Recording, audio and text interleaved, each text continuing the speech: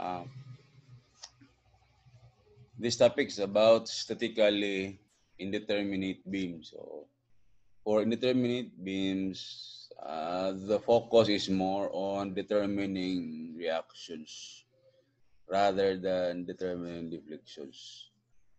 Pero pwede rin deflection. Pero more on reactions. Most of the problems require determining reactions. Okay. So a beam is statically indeterminate if the number of support reactions exceeds the number of independent equilibrium equations. Familiar na mo, ana. Okay, first topic sa theory 1. It's about stability and determinacy. Okay. So in general, two equilibrium equations are available for a beam supporting lateral loads. We have this one, summation of force of y equal to 0 and summation of moment about an arbitrary point A equal to 0. O arbitrary any point man eh. Hence, a statically determinate beam has two support reactions. Two support reactions because of this assumption nga, we assume that the actual force in the beam is 0. Kaya normally, a beam is subjected to transverse loading. Sometimes we assume na ang actual force niya 0. So that summation of force sa X is automatically satisfied. So again, a statically determinate beam has two support reactions, which is the minimum number needed to keep the beam in equilibrium. Additional reactions, being non-essential for equilibrium, are known as redundant reactions. Excess ba? Redundant. Excess. The number of redundant equations is called the degree of indeterminacy of the beam. So example, you have this one. Check na to. Criteria for beams are against C plus 3. There are 5 reaction components, no? Each, 1 for each roller and then 3 for a fixed support. So 5 tanan. C, equation of condition. You have internal hinge, roller, and so since there is no internal condition, internal hinge or roller, then C is equal to 0. So, ang result, 5 greater than 3. So, ang difference niya nga to, mana sa degree of indeterminacy. Diba? Familiar naman na. So, this beam is statically indeterminate to the second degree. Okay. So, the first method that we're going to use in analyzing statically indeterminate beam is the double integration method. And I know that you are already familiar with this. Sa determinate beams pa, mamaya ang first na method ba? So, recall that in the method of double integration, we derive the equation for the elastic curve of the beam by integrating the differential equation EIV equal to M 2 times resulting in expression. So, in a statically indeterminate beam, each redundant reaction represents an additional unknown. Aba? However, there is also an additional constraint associated with its redundancy. Additional constraint ba? Additional boundary condition is for its redundant, which when substituted into equation 1, provides an extra equation. So, ang additional equation nimo, makuha nimo dire. Okay, also, although indeterminate siya, naman kay additional na kuan na to, additional na condition na to. Okay, may explain na later pag mag-solve na problem. So, for this one, okay, first problem. The beam in figure A has 3 supports. Calculate all the support reactions due to the 6,000 pound force. Okay. Okay, let us start. We have RA, RB, and RC assumed to be acting upward. Okay. So, first, we have equilibrium equations. Duha ra, di ba? Okay, automatically satisfied man ang summation of force along X. So, summation of force along Y, we have this one. RA plus RB plus RC minus 6,000 equal to 0. And then, okay, this should be our equation 1. And then summation of moment, either sa A, sa C, pero it is advised na ayaw sa B to avoid confusion sa direction ba. So, mo na nga suggested na point, extreme sa extreme left or right. So, suppose sa C, and counterclockwise movement positive. So, mo na siya. RA is clockwise mo na, so negative RA times 24 minus RB times 12 plus 6,000 times 6 equal to 0. So, simplify, i-divide na to ang whole equation by 12, ano yung resulta?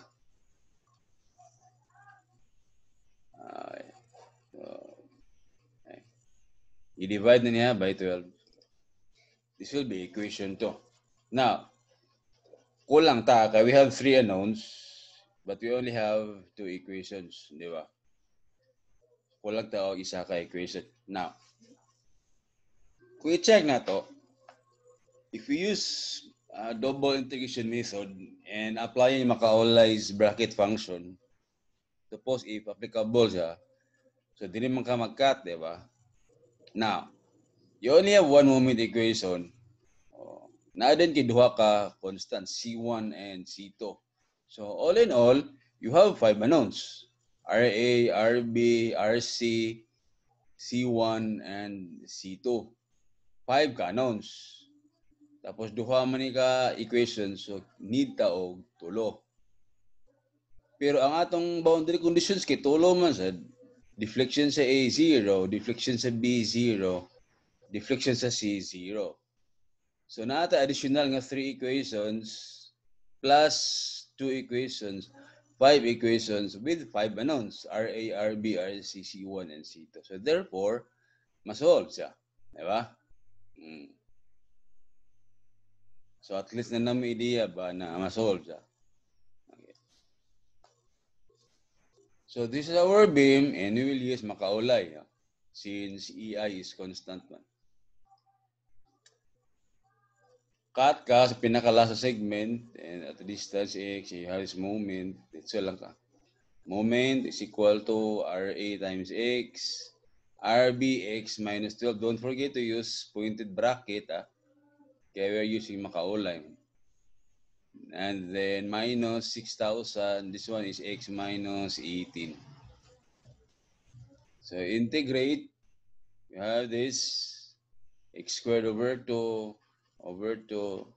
squared over 2. So 3,000 plus C1. And then integrate again. Cube over 3 times 2, 6. Cube over 3, so 1,000 na lang. So, boundary conditions number 1, at A, deflection is 0. Diba? So, substitute 0, X equal to 0, 0, maneglect, 0, maneglect, 0. Therefore, C2 is equal to 0. Second, at X equal to 12, at B, deflection is also equal to 0. So substitute 0, 12, 12 na sama 0, 12 negative maneglect, 12 ayun. So we have this. Okay.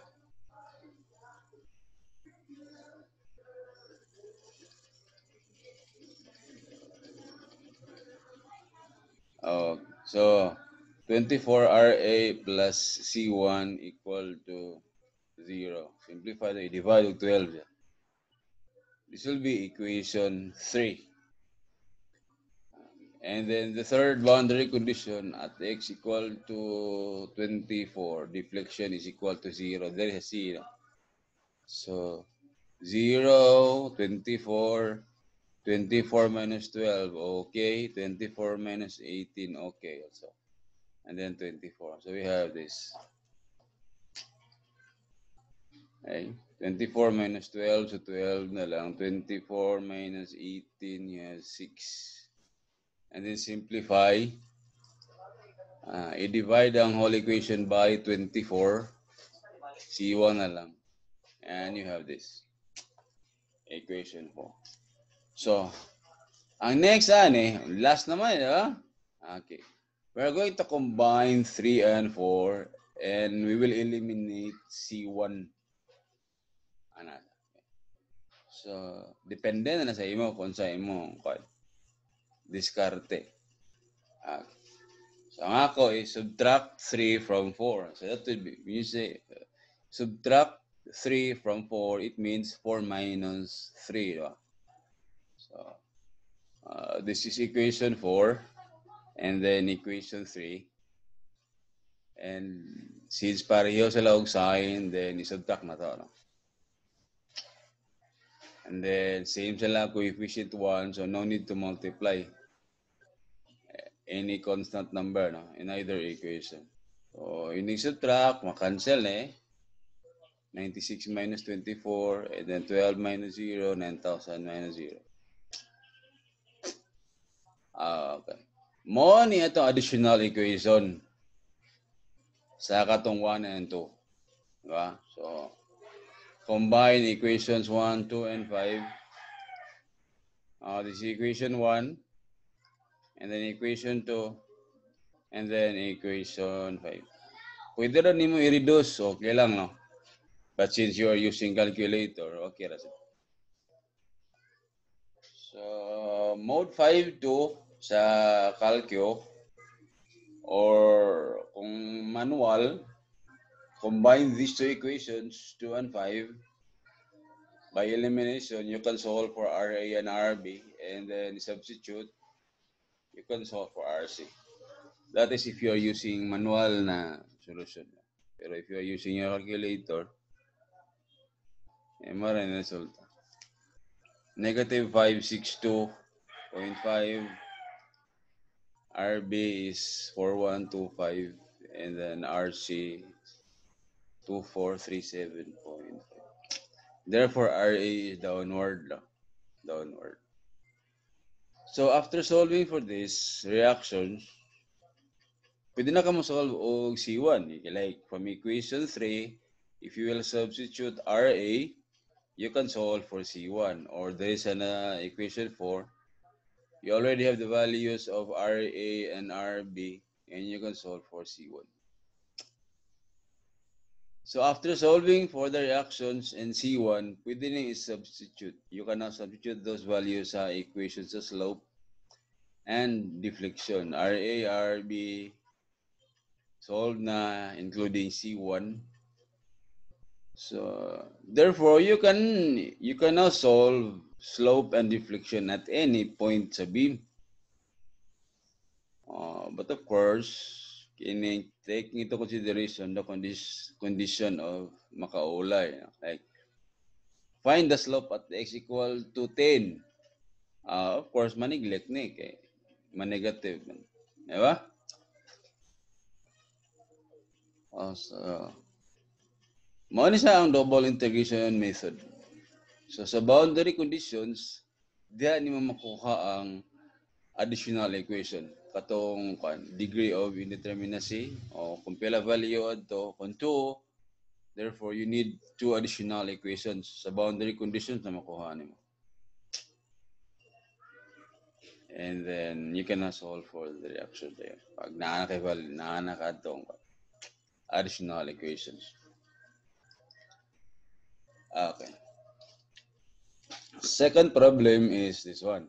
Find the reactive couple acting on the prop cantilever beam.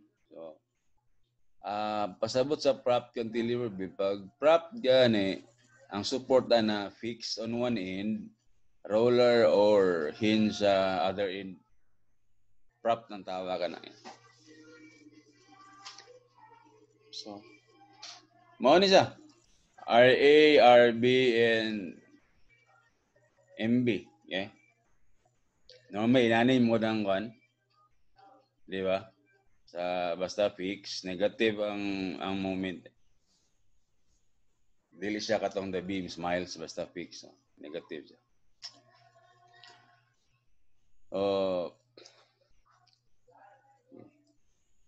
Solution. Equilibrium equations, sum of force. Ano siya? Equation 1. And then, summation of moment sa B. Wala ni ma-appeal. Inira MB o RA. Okay, this will be equation 2. So again, kung tag-isa kay, kung i-check na to, ang criteria for determinacy, there are 4 announcements. Tulo sa fix, isa sa roller 4, against 3. So, indeterminate to the first degree. So, kulang ka og additional equation isa. Yeah. So, we have 3 unknowns, RA, RB, MB, but we only have 2 equations. Same also sa previous problem na if you will use makaulay, you have C1 and C2, di ba? Pero you have 3 boundary conditions. At A, deflection 0. At B, deflection 0. At B, slope equal to 0. So, tulo ka boundary conditions, but you only have 2 unknowns. So, sobra o isa. Diba? That will be your additional equation. Okay, so this is our beam, and if you want to use makaulay, we have to extend this one, this load, RA, RB, and MB.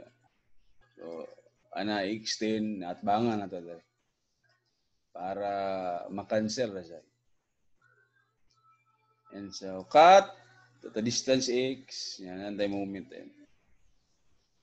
Muna ito yan. RA times x plus this one. This is 160. This is x minus 4. Tapos x minus 4 over 2. So 18 na lang. Familiar naman yun, no?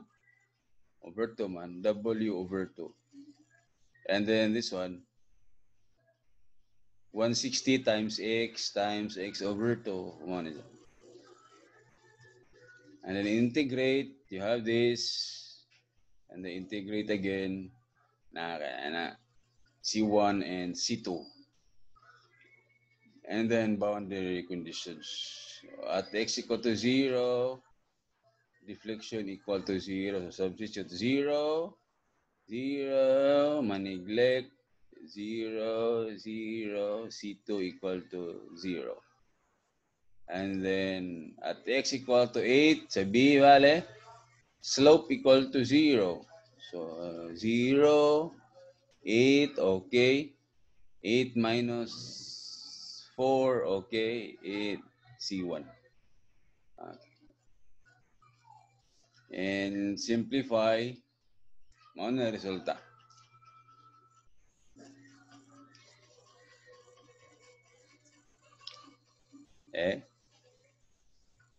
Equation 3. And then last, at x equal to 8, deflection equal to 0. So substitute 0, 8, 8, 8, and 8. 0 sa ne. Ayan na. Mo na siya, no? And then simplify. I-divide ang equation by 8. Dili dahil. Pwede na dili. Pwede na po i-divide by 8. And so we are going to combine 3 and 4. Diba? Subtract again. 4 and then 3. So, i-subtract, i-multiply natin ni by 8, di ba? Para ma-cancel. And then subtract. So, 256 over 3 minus 38 times 8. or ano yan siya? Pwede dili ka mag-multiply like this one. Ana lang. And then use calculator mode 51 na kay RA. Pero kung manual, you want to solve it manually, multiply din mo by 8 and then subtract ka dahil. Yeah. So RA is 410 and C1 is negative 3520 over 3. So after solving for RA, pwede na nimo magamit sa either equation 1 or 2, makuha ni mong RB. Okay. And again, once since na naka-value sa RA, moment, you can solve the slope and deflection at any point sa beam. Ana. Okay. But since ang giasa ni is MB, from 1, makuha ni mong RB. And from 2 equation 2, makuha ni mong MB. Positive man sa. So, dili pasabot na positive counterclockwise. Depende na sa imong gi-assume. The assume direction is clockwise man. And then, nag-positive siya. Therefore, ang imong assume nga direction is correct. So, mo ni imong moment. 560 pounds feet clockwise. Okay. Inana lang ang double integration method. The additional equation is taken from the boundary conditions. Kaya sobra man og condition. Okay. The second method in analyzing statically indeterminate beam is the moment area method. So, personally, mao ni akong i-recommend na method kay this is best used sa board exam. Kay mas dali man isa. Mas dali gamiton ang moment area method given all conditions. So, the moment area method is well suited for deriving the compatibility equations for statically indeterminate beams. So, if the total number of support reactions is n, the degree of indeterminacy of the beam is n minus 2. Minus 2 siya kay wala namang gi-consider ani ang katong horizontal component sa reaction. Duhara, di ba? A total of n equations are available for computing the reactions. 2 equilibrium conditions and n minus 2. 2 equilibrium equations, summation of force of y, and summation of moment about an arbitrary point.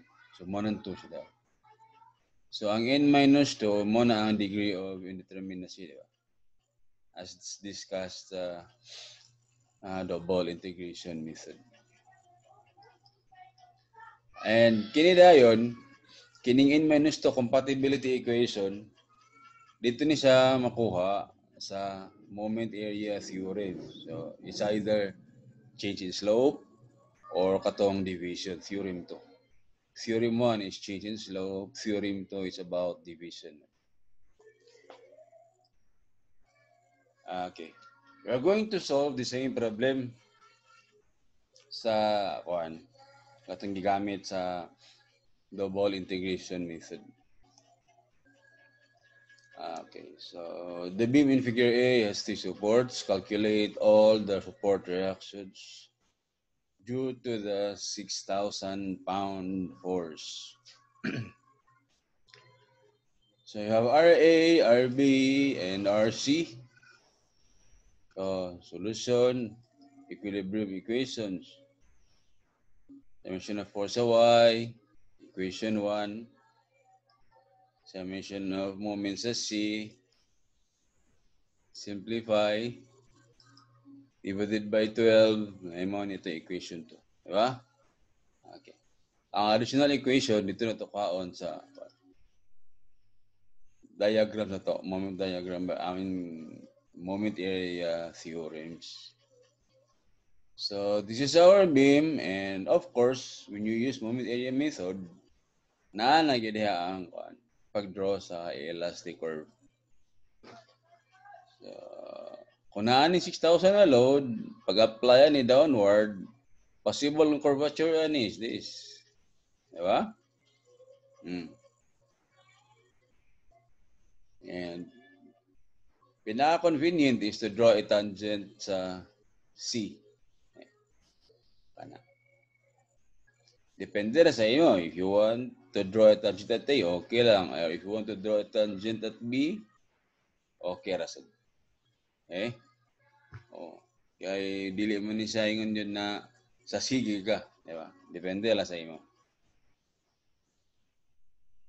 So this one, vertical distance, division of B slash C.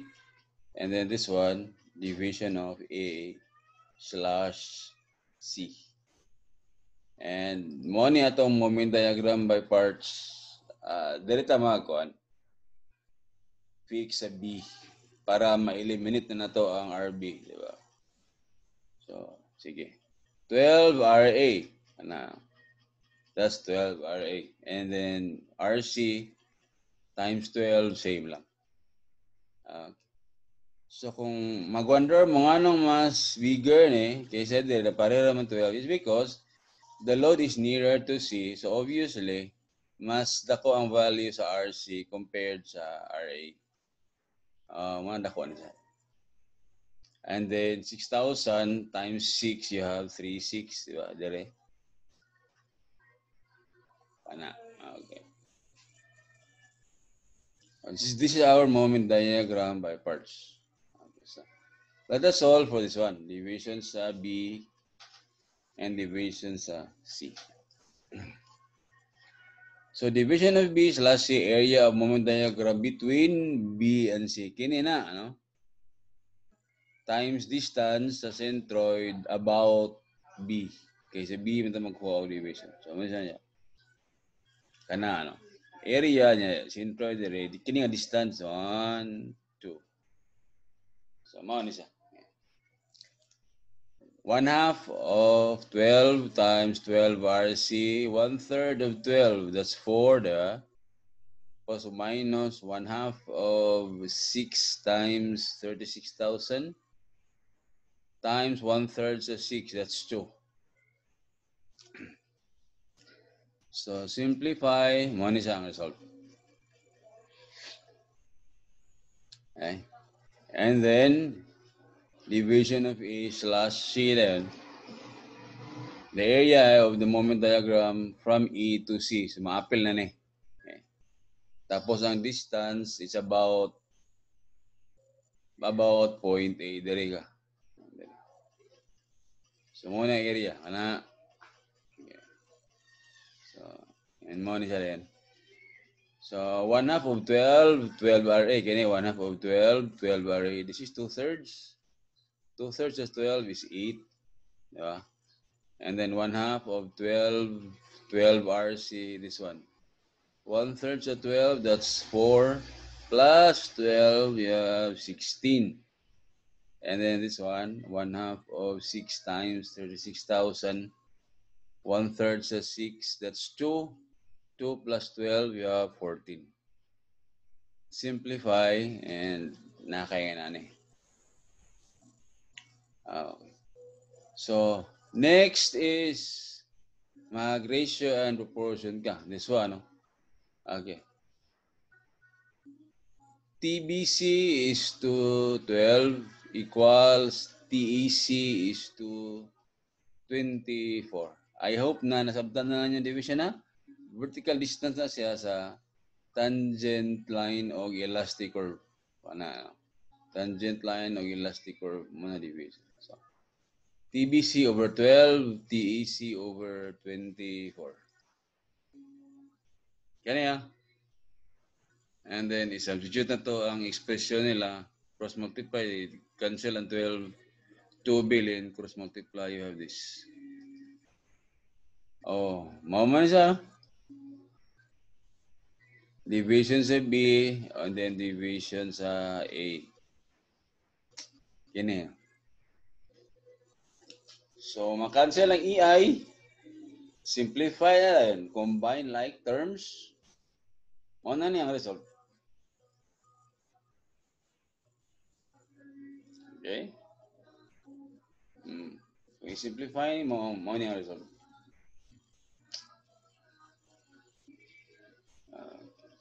So, this will be your third equation. Combine na to, equations 1, 2, and 3. This is equation 1. Ba? And then equation 2.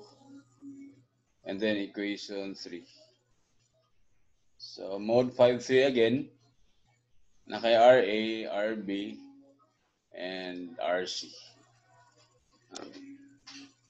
Same naman yung value sa first method. Okay. And then, the other example,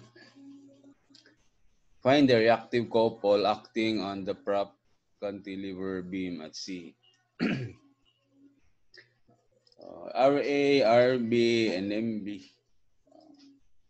Equilibrium equation, summation of force sa Y. Equation 1. And then summation of moment sa B. Pwede rin pag A mag-moment if you want. And this will be equation 2. Okay. Ang third equation, RA, RB, MB. And then, mo ni ang elastic curve, di ba? Pag fixed gani, mo travel na siya o horizontal distance gamay, aya siya mo deflect. And next is mag-draw kag tangent. Ayaw pag-draw kag tangent sa A, sa B ka.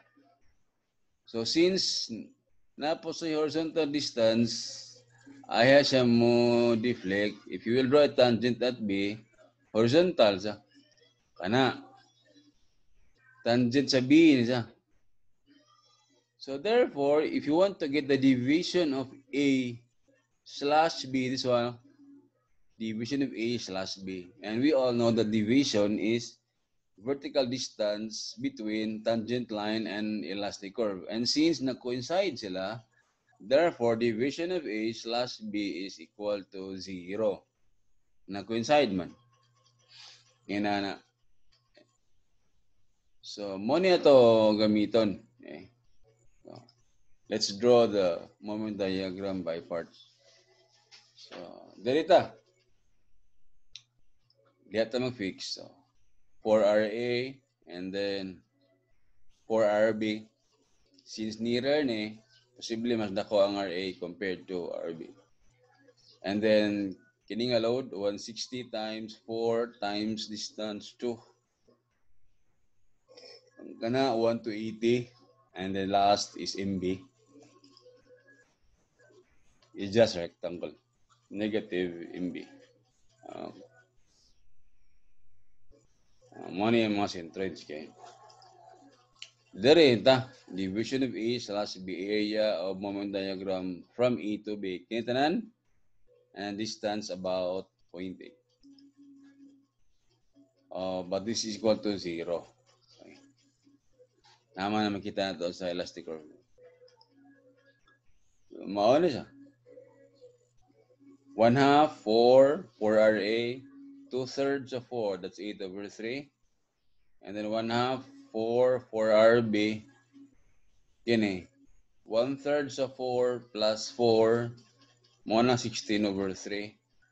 And then this one, spandrel, 1/3 BH, 1/3 sa 4 o 1 to 80. Ang distance na yun is 3/4, di ba? 1/4 man eh. Kung triangle, 1/3. Pag second degree, 1/4. So 3/4 na. 3/4 of 4 is 3. And then kini. Area is MB times 4. And then centroidal distance, 1/2 of 4, 2. Plus 4, you have 6. Okay. So simplify. Cross multiply yung EI, ma-0 naman na. Mao ni siya. Atong RA, 64/3. Then after that, i-combine mo ang equations 1, 2, and 3. Equation 1, 2, and then this one. And then mode 5 ka. Mode 5 to. You have RA. And then RB. And then moment. Positive siya, so correct. Kana lang. Okay? So, once yun kwao na dayon ang kon, kining kwao na ang deflection o slope, i-substitute lang nimo ning RA, RB o MB dali, RA, RB, MB.